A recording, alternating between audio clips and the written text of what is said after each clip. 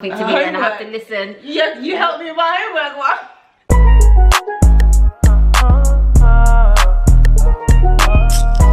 Hey guys, what's popping, what's cracking, hope you guys are good. Welcome back to my channel and welcome back to another episode of my unpacking toxic and unhealthy mother-daughter relationships series. I have a bit of a different background today because I'm currently in the process of getting a new sofa and my living room is currently sofa-less, so I cannot film this video on my sofa as I've done in my previous videos. But we're in my bedroom at the moment, in my boudoir.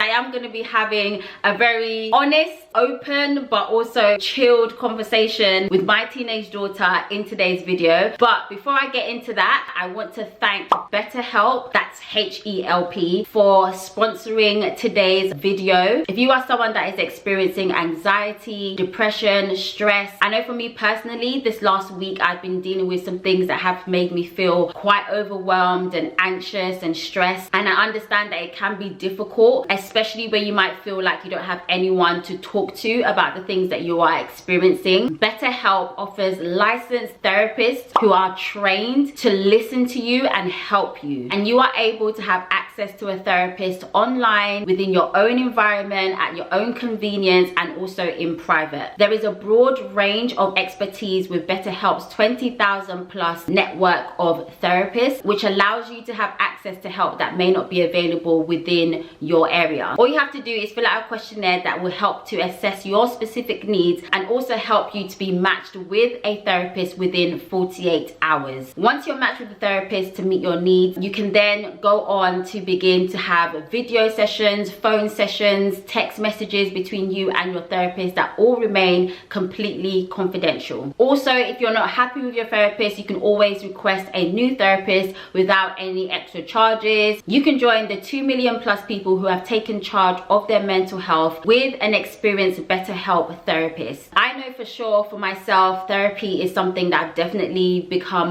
more and more open to, and I'm also opening up myself to take advantage of what BetterHelp has to offer with their experienced therapists. Get 10% off your first month by clicking the link in my description box. All the details that you need to sign up to BetterHelp is in the description box, so make sure you go and check that out. Thank you again to BetterHelp for sponsoring this video. I know that a lot of you guys that have been watching this series can definitely benefit from BetterHelp, so please do make sure that you take advantage of this opportunity. Get 10% off your first month and get matched with a great therapist that's able to help you. As I said, all the details will be in the description box, so make sure you scroll down and click the link. Right, with all of that said, let's get into today's video. In today's episode, I have a special guest with me, the daughter.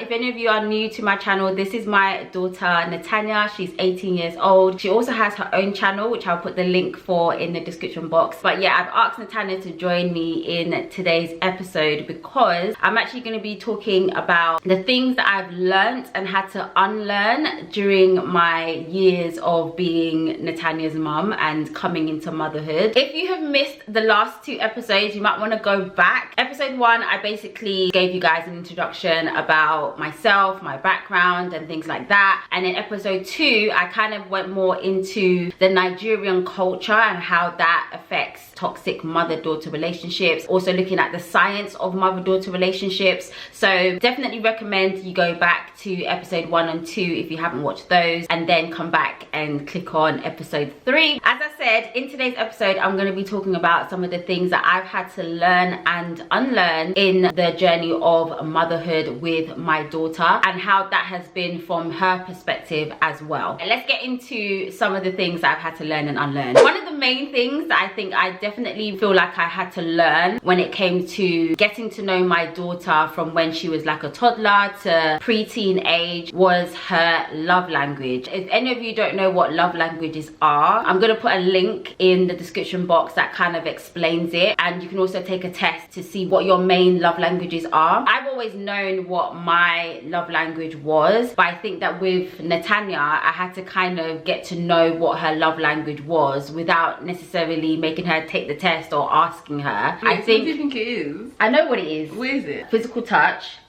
and quality time. Yeah. See, I have not asked Natanya to like take any kind of love language test or anything, but in just me observing how she is as a person, I've had to basically just learn that Natanya is very much an affectionate person, and she would always want me to like give her a hug, and I'm very much like just not that. Like physical touch is not like up there in my love languages. My main love languages are words of affirmation, and I would say acts of service and quality time are kind of like on the same level, but maybe more acts of service. So for me, like, I'm not used to the whole physical touch thing. Like when I was growing up, I didn't really like do lots of hugs with my mom or anything like that. So in having Natanya, I've literally had to learn to give her physical touch and love her in the way that she likes to receive love. At the beginning, I was very much like, whenever she tried to hug me, I literally tried to hug her, yeah, and she literally stays still like this. It's like the most cold hug I've ever had. Like, I was like, why won't you hug me? When she expressed to me that, oh my gosh, like, mum, like, why are you not hugging me? I kind of had to like take that on board and be like, okay, like, I know this is not natural to me, but in order for her to feel the love that she's trying to get from me, I have to like basically adapt and make sure that I am expressing that love to her so she feels that love. And I think that's really, really important, because a lot of times when people are talking about love languages, it's always associated to like romantic relationships, when really and truly love languages apply to every type of relationship, parent and child, siblings, friends, colleagues at work. I definitely had to learn that with Natanya and give her hugs, you know, like just, but you still don't initiate it though. Okay. Like she responds to the hugs better, yeah, but you don't initiate the hugs. Like say if something's happening, yeah, you're never the first instinct to be like, oh my gosh, give me a hug, Natanya. You would just be like, you just talk, like say how you feel, like, oh my gosh, well done, oh my gosh, you're so amazing, oh my gosh, da da da. Yeah. Whereas me, whenever I feel like, I literally genuinely feel urges to hug people. Yeah, like not even yeah. just you, like when I'm just thinking, oh, I'm gonna give me, and I'm just like, oh, I want to give someone a hug. Like it's an urge for me to want to hug someone, or like link arms with my friends. Like literally all my friends, I'm always linking arms with them, always hugging them, and sometimes they tell me to go away, like stop touching me. And I'm just like, I want to get a hug. Like, you know what I mean? So I feel like even though your response to my hugs are better, you're not just as stiff anymore, but you don't really give the hugs first. I'm always hugging you. Okay, so that's something I need to work on. The learning journey obviously continues, but yeah, I'm actually really glad that you're able to see that I'm making the effort to be more accepting of your hugs. Because I think it's important for both of us. If I recognize that this is something that you want to be able to have with me, and then me actually making the active effort to accommodate that. Do you know what I mean? I think that's really, really important. And obviously now that you're telling me that maybe I can initiate it a bit more, then that's something I also need to be able to take on board and start doing more. I feel like my second love language, the quality time one, I don't think that's been an issue though. Oh, okay. Like I don't struggle to show that quality time. She's very outgoing. She likes to like do stuff. I actually remember me saying that once a month we'll go out to eat. That was kind of like, obviously I'm not really a big foodie person. I'm always like, there's rice at home. But because I know that Natanya likes going out, she likes doing things, and she likes that kind of quality time, like just out doing something. I kind of was very much like, okay, like once a month we'll go out to eat, we'll like watch a movie together at home, eat together, like just doing stuff together, which I think we naturally do anyway. In the last episode I talked about how one of the toxic traits of Nigerian culture as a parent, as a Nigerian parent, is children are seen and not heard. Parents rarely allow their children to like express themselves, and I think that's something that I definitely have had to not necessarily unlearn, but I've made a very conscious effort to not take that trait or that culture on board when raising my daughter, because I've always definitely wanted her to be able to like talk to me about anything and everything and express herself. From when Natanya was was little, I would always ask her how school was. So if I'm picking her up from nursery or preschool or wherever it is I'm picking her up from, I would always ask her, how was your day? What happened? From when she was able to like put sentences together, even if it didn't make any sense, I would still give her the opportunity to like say something and express herself in that way. It's definitely stuck throughout the years. Natanya definitely tells me stuff, like she's always maybe too much talking.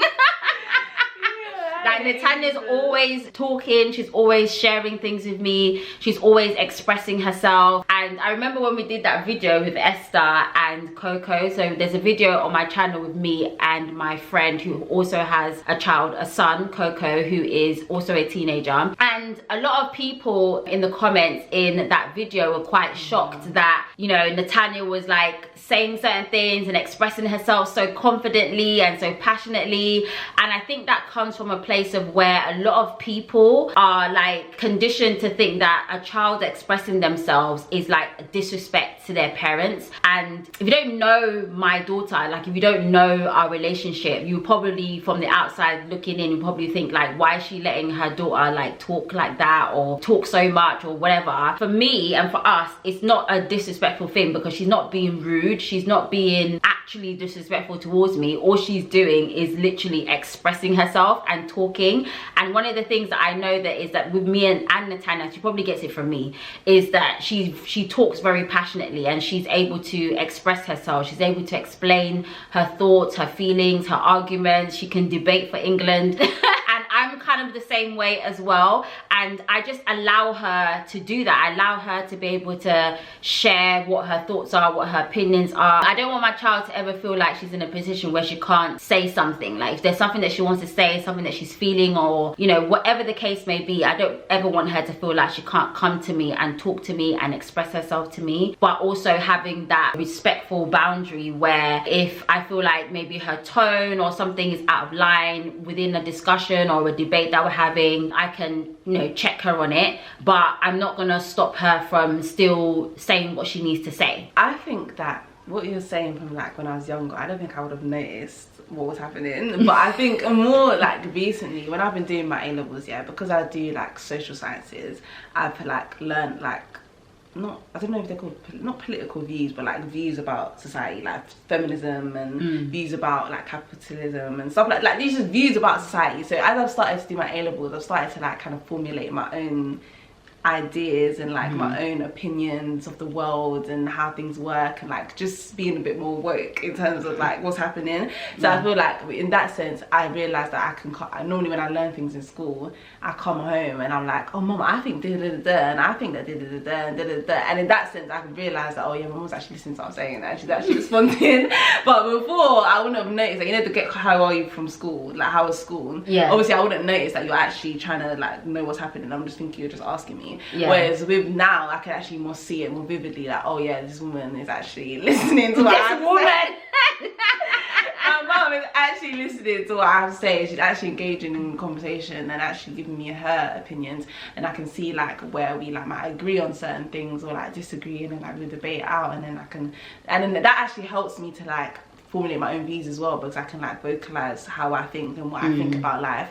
And then with you like disagree on certain things, I can maybe like understand your view and then talk about what I think my view is like more right, and and I think it's helped me like build my own mindset, which is good. Like as I've grown up, I feel like I have my own mindset and I know what I think is right and what I think is wrong and what I think about the world and stuff like that. Yeah, although I think it's important to instill certain values and morals into your child that you think is right and you think is going to help them and be part of nurturing them, I also do feel like, you know, it's important to also allow that child to express themselves and have their own mind and have their own thoughts, because the same way we don't want our child to go out into the world and be easily bamboozled by other people and other people's opinions and other people's thought processes and be brainwashed and all that kind of stuff. You want your child to be able to like stand on their own opinions and be able to do their own thing and not just follow other people. Even if the whole world is doing one thing, if, you know, she doesn't feel it's right, she's not going to do it. And that is power. That is a very powerful thing for a child to be able to do, especially in this world where there's so much peer pressure to do so many things. So I think it also starts at home as well. It also starts with parents not being that person that wants to like completely like just have so much control over their child to the point where they don't even have an opinion of their own. They can't express their own opinion, even if they do have one, and it's like really difficult for them to come and talk to you about just little simple things that really help to create that bond of communication. And communication is also a very, very big learning thing when it comes to motherhood and parenthood, especially in a mother-daughter relationship, which I'm going to talk about a little bit more in a minute. But I think just opening up that communication and making her feel comfortable, making her feel like she can trust me to tell me stuff, I think is really, really important. And I'm really thankful that we have been able to establish that. If something happened, God forbid, and I find out that she wasn't able to come to me and tell me and talk to me about it, I would feel like, wow, like my own child can't even come and talk to me about this thing. Like, that's crazy to me. That's not a positive or healthy dynamic between parent and child, between mother and daughter. There's actually a TikTok that I saw the other day, and it was so crazy because the TikTok For You page is really doing for you. I saw this video that someone had posted, which is literally hitting the nail on the head. I'm going to put it up on the screen, but I also want to show it to Natanya because I haven't actually showed it to her. Some of you, your children cannot even talk to you. They cannot confide in you. Some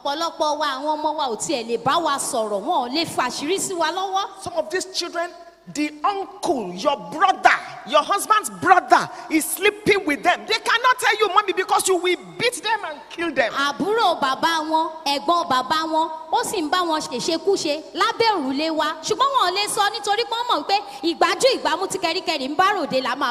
You know why?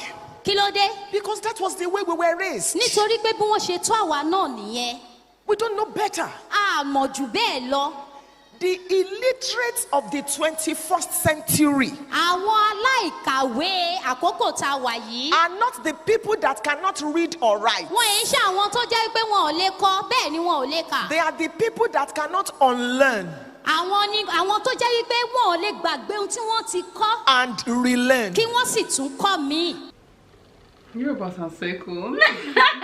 That's the video that I saw on TikTok literally the other day, and I was like, yes, auntie, speak the facts. Yes, auntie is spitting. And I love the fact that the message that she was preaching was titled Listen to Your Children. Like she said, like so much of Nigerian or African culture from generations before and that generation before that is very much like you don't listen to your children. Your children can't come and tell you anything. They can't come and talk to you. They can't express themselves. And it's such a bad thing to be carrying on from generation to generation, and it's not helpful. I think that cycle needs to definitely be broken. There's certain things in the culture that we have to like let go. Going back to the whole topic of communication that I mentioned earlier, I think that if I'm completely honest with you guys, we're not perfect. I'm not perfect, my daughter's not perfect, and there has definitely been challenges along the way. And in terms of like our communication, I think that's definitely something that we've had to really actively work on. There's been times where we've both been like really annoyed or upset with each other, and in the moment we have lashed out. I've lashed out. Natanya's been very upset and lashed out. Not lashed out as in like hit me or anything like that.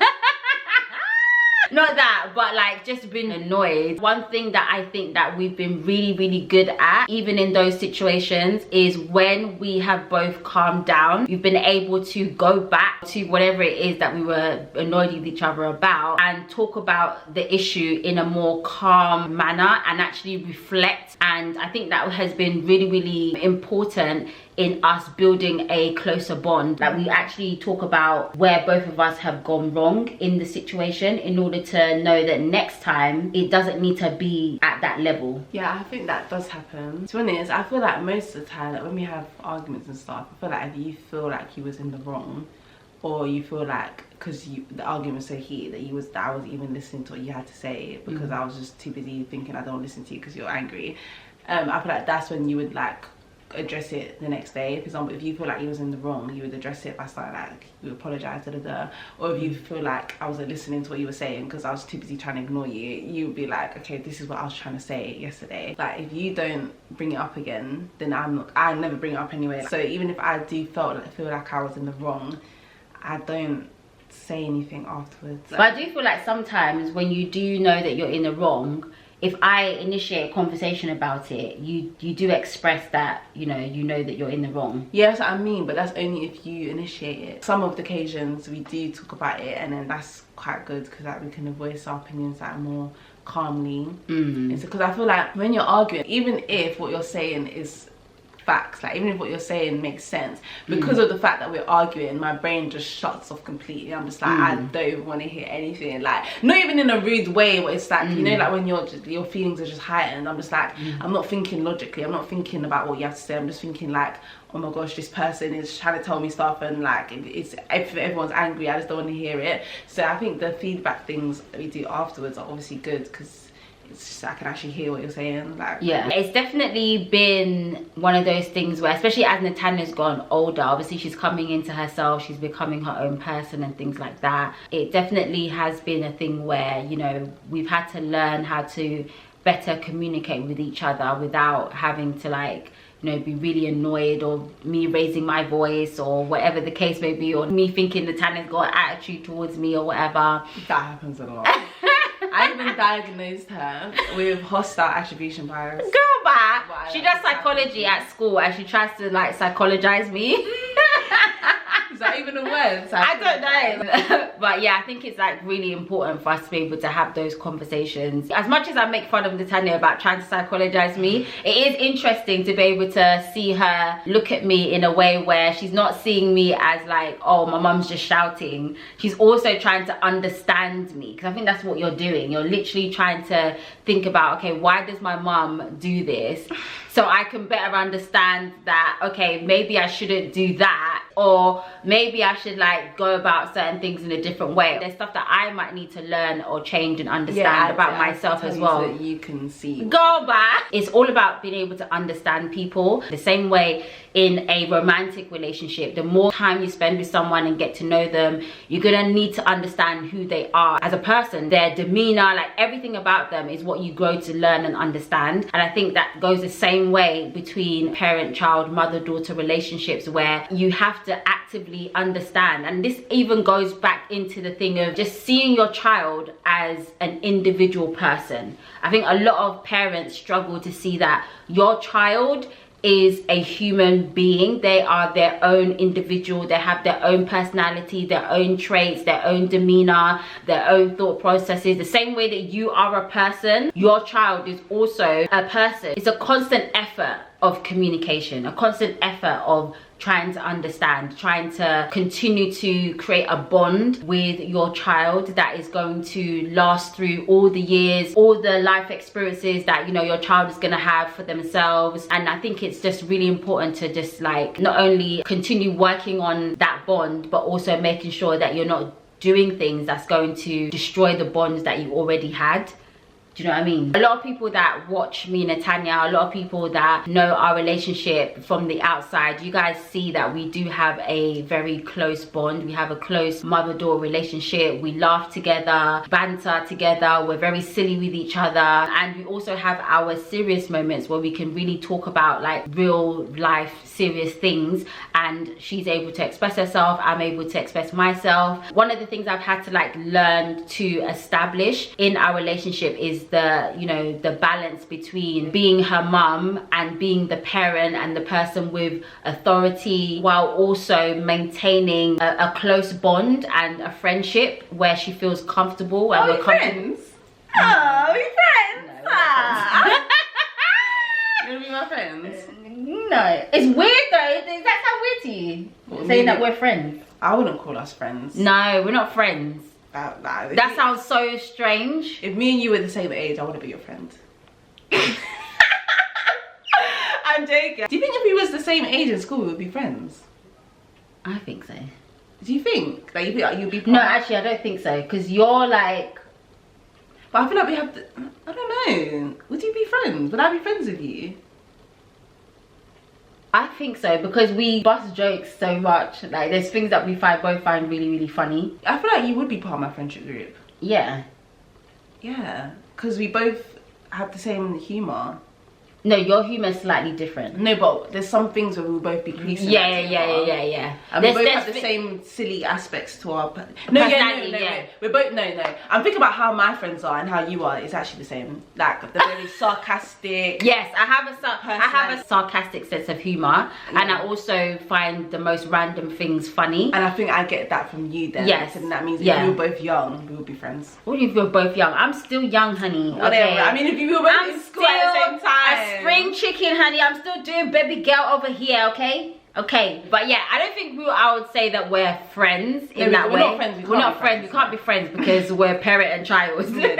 But we have a very close parent-child bond, which I think is really, really important, because a lot of people sometimes, like I said earlier, people see our relationship and think, oh, you know, why are you friends with your daughter? Like, why are you, like, I don't know, it's like people just like don't, I think it's because a lot of people don't see mother-daughter relationships or parent-child relationships as close as ours in the way that we are very often. But I think because also you're young, it seems like we're on the same level, right? Yeah. Because you seem like a young little hip mum, and then I'm like a little bit more mature. Yeah. And then like together, it just seems like these are just think they're friends, isn't it? Yeah. And also in YouTube videos, we're being friendly with each other. Like we're just busting jokes. Yeah. So in real life, when she's shouting at me to wash the dishes, that's when you wouldn't say we're friends then. Yeah, exactly. And that's the reality of how our relationship is. We can be on camera and film a silly video or a challenge, or Natanya's making me do something crazy, and I'm able to, like, you know, do it with her and enjoy that moment with her and be silly with her and all of that kind of stuff. Even off camera, we're very silly with each other. We'll be chasing each other around the house. We chase each other around the house. We'll be doing water fights, just play fighting, dancing, being silly, like just doing some just dumb, silly things around the house with each other. So it's like you get to have a taste of that when we're together in a video, being silly and doing random nonsense. But at the same time, I'm also still very much her mum, and I can tell her, like, Natanya, why did you do this? Or Natanya, why you not answer your phone when I'm calling you? Or I have to like do a parents meeting Zoom call, or I have to, like, you know, do something to help her with her homework, like she needs to explain something to me and I have to listen. Yeah, you help me with my homework. What? My mum does never ever help me with my homework. I'll ask her, Mum, how do you do this? I don't know. Listen, the brain I had when I was in school is not the same brain I have now, okay? But when I say help her with her homework, in terms of like, if she's learning something, she wants to tell me about it to help her to learn it. Yeah, your revision, yeah. When I learned it at school, I come and tell her about what I've learned, and she has to listen. Yeah, and I have to listen to her because it's helping her to memorize what she's learned. Yeah. And although it sounds like jargon to me, I don't know what the hell she's talking about. No, sometimes I do. Sometimes I get it, and I'm able to like get a discussion and we talk about it. I still have to be a parent to her and listen to her in that way. So that's the beauty of, you know, how our relationship is. We can have a close bond where we can banter, we can laugh with each other, we can be silly with each other, we can be dumb with each other. But at the same time, there's still that respect that, you know, I'm still her mum. She's my daughter. She's my child. I have a responsibility towards her. So there's certain things I wouldn't like expect of you. And there's certain things that, you know, Natanya expects of me being her mum that I'm not going to neglect just because we're like buddy and pally. Do you know what I mean? Through the stages of us building our relationship, I think we've just been able to establish those boundaries and establish that, you know, what's the word? Oh, balance. Obviously, because I'm older, you can like play around with me and then also talk to me more seriously as well. So I think because I'm getting older, it's easier to like balance things. Because obviously when you're younger, I feel like the authority side over like is a bit higher than the like bantery side, because obviously I'm actually a child and I actually don't know what I'm doing. Yes. So I feel like you have to actually be like, do not try and jump out the window. Yeah, like when you're younger, the parenting side is more like dominant. But obviously as I'm older, there's certain things you obviously don't have to tell me. Like you don't have to tell me not to jump out the window. Yeah, you don't have to tell me that.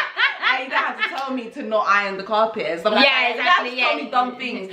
So that parenting aspect gets a little bit less, and the fun aspect comes a little bit higher. So then obviously, and also I think like the parenting dynamic changes in terms of what your needs are.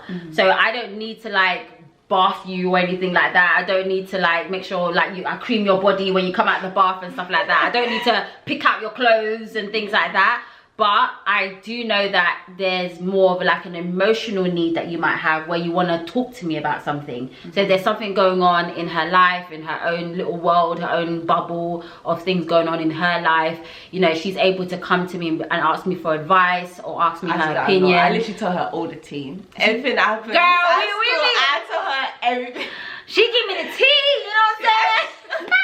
She knows everything. She be giving me the tea on everything, you know what I'm saying? And I love that.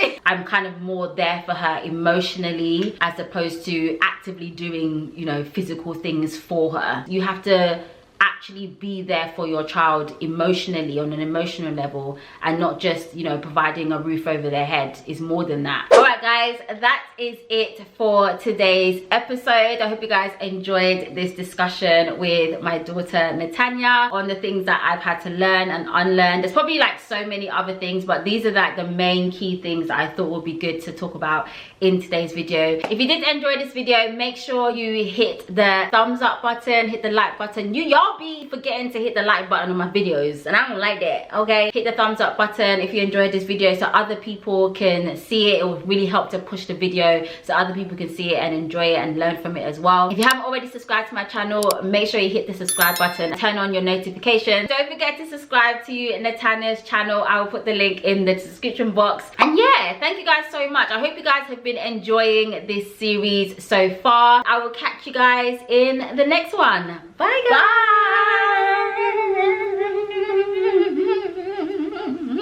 Peace out. A-Town down.